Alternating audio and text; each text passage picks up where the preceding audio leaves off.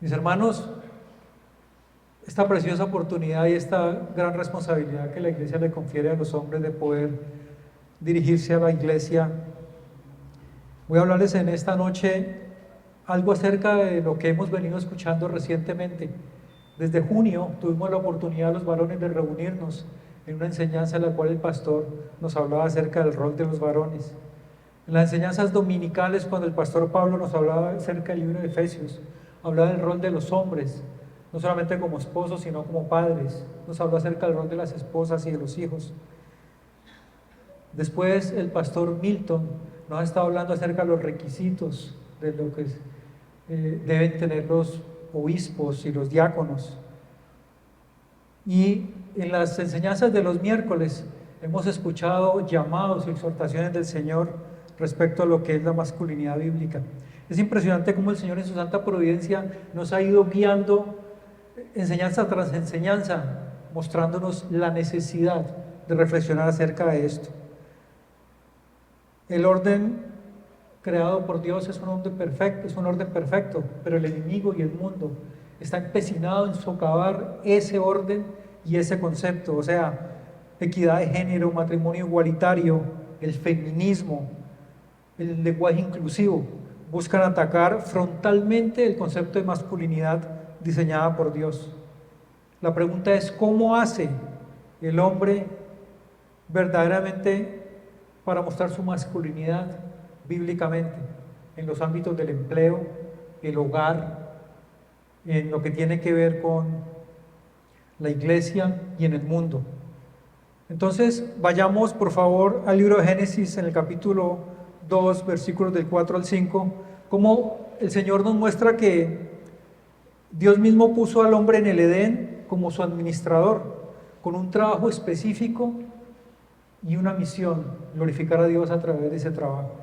Dice el libro de Génesis capítulo 2 versículos 4 al 5: estos son los orígenes de los cielos y de la tierra cuando fueron creados, y el día que Jehová Dios hizo la tierra y los cielos, y toda planta del campo antes que fuese en la tierra, y toda hierba del campo antes de que naciese, porque Jehová Dios aún no había hecho llover sobre la tierra, ni había hombre para que labrase la tierra. Dice la escritura que se necesitaba un hombre para que labrara la tierra. O sea, era necesario. Más adelante, versículos 7 y 8 del mismo capítulo 2 dice: entonces Jehová Dios formó al hombre del polvo de la tierra y sopló en su nariz aliento de vida, y fue el hombre un ser viviente. Y Jehová Dios plantó un huerto en Edén al oriente y puso allí al hombre que había formado. Y más adelante en el versículo 15 dice: tomó pues Jehová Dios al hombre y lo puso en el huerto del Edén para que lo labrara y lo guardase. O sea, desde el inicio de la creación el hombre está identificado con su esfera de trabajo. El hombre, la creación en su perfección, tenía un potencial, y la responsabilidad del hombre era extraer el máximo de esos beneficios. O sea que el concepto de trabajo es un concepto digno, es un concepto que Dios creó para que el hombre le glorificara a Él. No es como usualmente hoy dice el mundo, que el trabajo es un enemigo, que es un castigo. No, Dios lo hizo con un propósito glorioso. Sin embargo, después de la caída, Adán fue castigado en el contexto de la administración que le había sido delegada. Génesis capítulo 3, versículo 17. Y al hombre dijo: por cuanto obedeciste a la voz de tu mujer y comiste del árbol de que te mandé diciendo, no comerás de él, maldita será la tierra por tu causa, con dolor comerás de ella todos los días de tu vida. Espinos y cardos te producirá, y comerás plantas del campo. Con el sudor de tu rostro comerás el pan hasta que vuelvas a la tierra, porque de ella fuiste tomado, pues polvo eres y al polvo volverás. Dios no maldijo el trabajo, Dios maldijo la tierra por causa del pecado de Adán. Y a partir de ese momento el pecado adquirió una connotación, el trabajo adquirió una connotación distinta que no tenía. A partir de ese momento todo trabajo tiene implícita un esfuerzo, una frustración, tiene implícito un momento de que no, a pesar de que usted disfrute su trabajo, sin embargo, eso significa que el Señor dijo que con el sudor de tu frente será obtenido el sustento. El trabajo nos exige. Por naturaleza el hombre después de la caída prefiere no trabajar, quisiera no hacer nada. Muchas personas califican el trabajo como un castigo.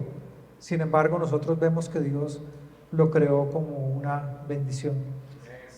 En una encuesta que se hizo en Estados Unidos, el resultado arrojó que el 70% de los norteamericanos no se sienten a gusto con su trabajo. Y es extraño porque ese es un país al que mucha gente quiere ir a trabajar, pero el 70% de los que allá trabajan no se sienten contentos y mucha gente quiere ir allá a buscar un mejor futuro. La pregunta es, ¿está usted hastiado con su trabajo?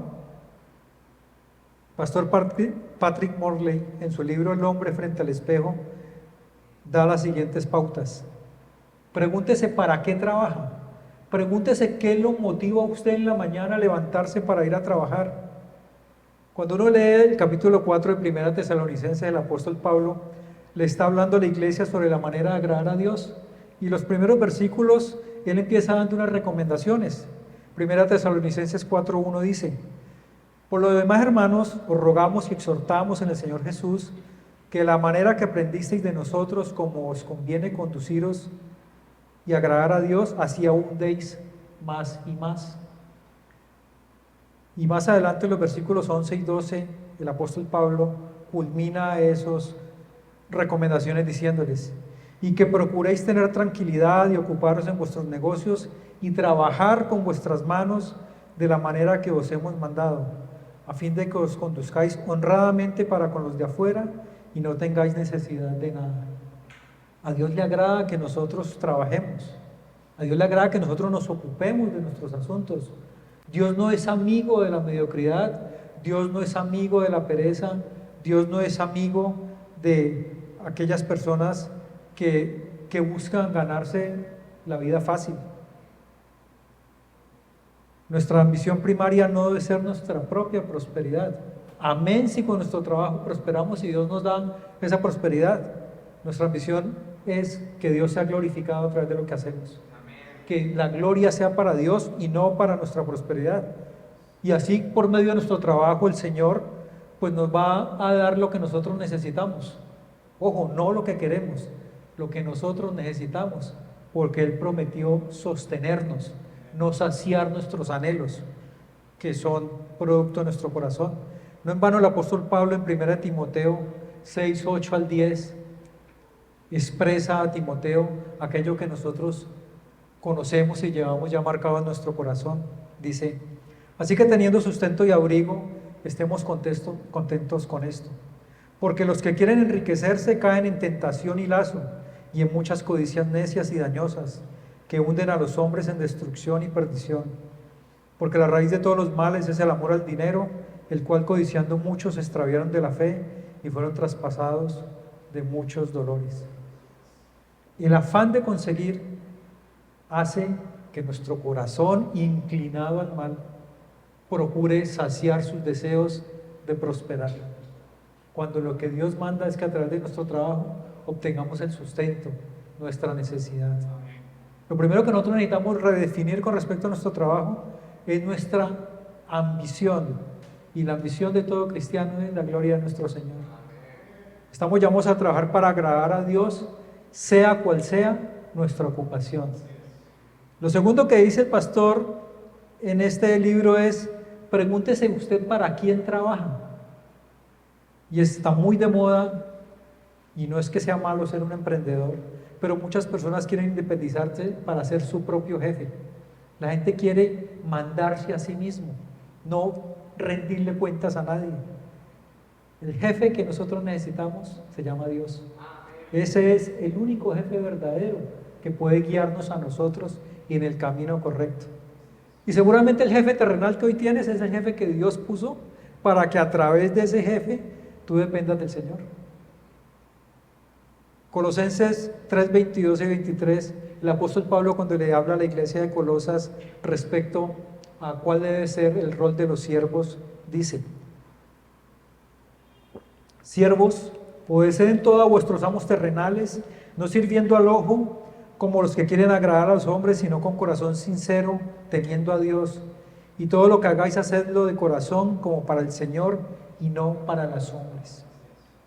Los latinos culturalmente tenemos una pésima ética frente al trabajo. A pesar de lo difícil o complejo de nuestro trabajo, como hijos de Dios estamos llamados a ser ejemplares en lo que hacemos, laboriosos, responsables, diligentes, fieles, comprometidos con la excelencia. La vagancia, el trabajo mal hecho, la pereza, la pérdida deliberada de tiempo, el estar en el Facebook, el facilismo, no son conductas propias de un hombre cristiano. La verdadera masculinidad bíblica es laboriosa, es comprometida con las cosas bien hechas. En el hogar, Dios creó al hombre y a la mujer para complementarse armoniosamente. Al hombre le asignó una responsabilidad que es ser la de líder siervo, y eso pareciera una paradoja. Sin embargo, el hombre está llamado a liderar su hogar con amor, a ser el sacerdote, pero asimismo a servir de una manera sacrificial, no con dominio, no con control. Estamos llamados a proveer todo lo que nuestra familia necesita, tanto en el campo material como en el espiritual. Somos los responsables. Dios preparó a Adán desde que era soltero, y si el soltero no se prepara cuando es soltero, no espere cuando se case estar preparado, porque eso no va a pasar. Adán era el huerto del pastor, del huerto, era el pastor del huerto, como también debía ser el sacerdote y líder de su hogar. O sea, él trabajaba en el huerto no por causa de la caída, sino por causa de que el Señor le había asignado esa labor. De hecho, el libro de Génesis dice que todo lo que Dios era bueno en gran manera, y el orden lo había establecido Dios desde el principio. Un orden nada degradante para la mujer, ni excesivamente pesado para el hombre. Por eso Adán debió dar cuentas a causa de la caída, y Dios le llamó primero a dar cuentas. Siempre el hombre, en caso de un problema matrimonial, va a ser el principal responsable. Así no tenga la culpa, va a ser el responsable porque él es el pastor de ese huerto. El apóstol Pablo dice en 1 Corintios 14:35, refiriéndose a las mujeres: y si quieren aprender algo, pregunten en casa a sus maridos, porque es indecoroso que una mujer hable en la congregación. O sea que el hombre es responsable de instruir espiritualmente a la esposa, y la esposa está llamada a preguntarle al esposo cualquier inquietud que tenga con respecto a la palabra de Dios. Y si el hombre no sabe, es el que debe preguntar, es el que debe prepararse. Él es el responsable del crecimiento espiritual tanto de los hijos como de su esposa. El apóstol Pablo en Tesalonicenses les dice que él pensaba en ellos como el padre a sus hijos, y ese es el llamado que el Señor hace a los padres, que debe pensar en sus hijos como si fueran su propia iglesia, su propio rebaño, y debe por ellos estar atento. La verdadera masculinidad bíblica debe demostrarse en el hogar. El hombre está llamado a tomar la iniciativa. Por causa de la caída, el hombre ha preferido que la mujer lo relegue, que sea la mujer la que obre, la que ponga la cara, la que vaya pida fiado, la que vaya y haga las cosas. El hombre es el responsable de esas cosas y está llamado a vivir una vida que pueda modelar a Cristo delante de su familia, estudiando, orando. La salvación es del Señor, pero nosotros estamos llamados a predicar el Evangelio de manera continua en nuestro hogar. Nosotros no tenemos ninguna disculpa para decir que no somos los pastores y sacerdotes de nuestra familia. ¿Y qué más que en la iglesia? En la iglesia nosotros estamos llamados a reflejar lo que Dios ha hecho por nosotros. Nosotros debemos regresar al orden creado por Dios. Ese orden no solamente tiene implicaciones en el hogar, sino en todo aquello en lo que nosotros nos desenvolvamos. Primera de Timoteo 3 y en Tito 1, cuando hablamos de los requisitos para los pastores y los diáconos, es impresionante porque casi todo es un aspecto de carácter. Únicamente habla de dos específicos, que es la capacidad de enseñar o no ser neófitos, pero lo demás es de carácter: irreprensible, marido de una sola mujer, sobrio, prudente, decoroso, hospedador, no dado el vino, no pendenciero, no codicioso de ganancias deshonestas, amable, apacible, no avaro, que gobierne bien su casa, que tenga a sus hijos en sujeción con toda honestidad, que tenga un buen testimonio de lo de afuera. La pregunta es: ¿quiénes deberían reflejar esos atributos? ¿Solamente los pastores? No, todo hombre cristiano está llamado a reflejar estos atributos. O por el hecho de yo no ser pastor tengo derecho a ser avaro, o tengo derecho a ser pendenciero, o a tener 2 mujeres. Eso no, la Escritura en ninguna parte nos autoriza eso. Estos rasgos de carácter son para todos los hombres de la iglesia. Pastor Sujel Michelén tiene una frase muy especial que dice que lo más extraordinario de esta lista es que no tiene nada de extraordinario. O sea, estamos llamados a ser maduros.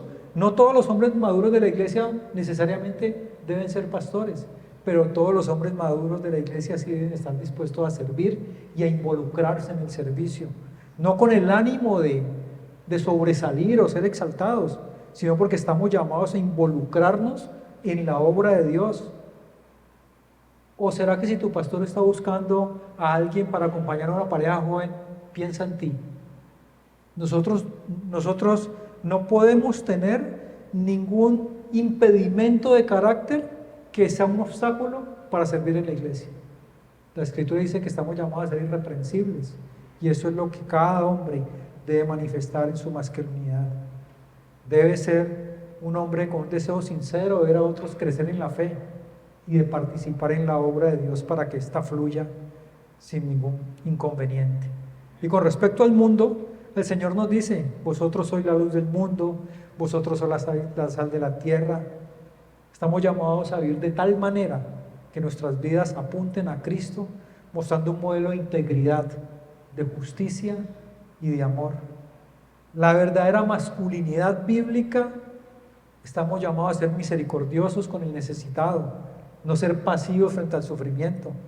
Nosotros estamos llamados a rehusar amoldarnos al mundo, vivir sujetos a Cristo en todos los ámbitos de nuestra vida, tanto pública como privada. ¿Y esto en la práctica qué implica? Sacrificio, esfuerzo, disciplina, perseverar, poner nuestros deseos y nuestros anhelos en segundo o en tercer lugar, pensando primero en aquellas personas que están bajo nuestro cuidado y que Dios ha puesto en nuestro camino. Estamos llamados a estudiar, a prepararnos, a profundizar cada vez más en lo que Dios ha puesto delante de nosotros. No hay ninguna disculpa para no conocer más de Dios. Hay demasiados recursos gratuitos, disponibles, a la mano. O sea que no hay ninguna disculpa para nosotros decir que no conocemos más de nuestro Señor. El hombre cristiano está llamado a desarrollar habilidades y capacidades necesarias para compartir aquello que el Señor le ha dado. Seguramente algunos las tenemos más, otros menos, pero aquello que Dios te dio, estamos llamados a ponerlo al servicio de lo que el Señor nos ha dado. El Señor ama que trabajemos, y de tal manera el Señor muestra que nosotros estamos llamados a portarnos de una manera varonil. Dice: portaos varonilmente y esforzados, y todas las cosas sean hechas con amor. Partimos de 2 axiomas para que esto sea una realidad. Primero, que nosotros estamos llamados a actuar en dependencia del Espíritu Santo. O sea que este es un llamado a hombres cristianos. Y segundo, que el modelo a seguir, obviamente, es la masculinidad perfecta de nuestro precioso Señor y Salvador Jesucristo. Es el único modelo que nosotros estamos llamados a seguir, y el cual no nos va a permitir equivocarnos. Él es el ideal de lo que un hombre debe ser. Él fue un hombre con iniciativa, decisión, coraje, pero también humildad, gentileza, iniciativa, bondad, disposición al servicio, al autosacrificio. Nuestra iglesia, nuestra generación, nuestro mundo necesita hombres así. Y si estas cosas nos llaman la atención, no nos justifiquemos. Cristo ya nos justificó. Vayamos a Él en arrepentimiento y fe. Digámosle: Señor, yo no he sido el hombre que tú mandas que yo sea. Yo no he sido el hombre que tú has diseñado y que yo debo ser. Guía mi corazón, que sea tu Santo Espíritu mostrándome el camino. Estamos llamados a seguir corriendo el camino que Dios ha marcado para nosotros, pero siempre poniendo los ojos en Cristo. Yo quiero más de Cristo. Iglesia, queremos más de Cristo, amén. Y los hombres estamos llamados a modelar a Cristo en todo lo que hagamos.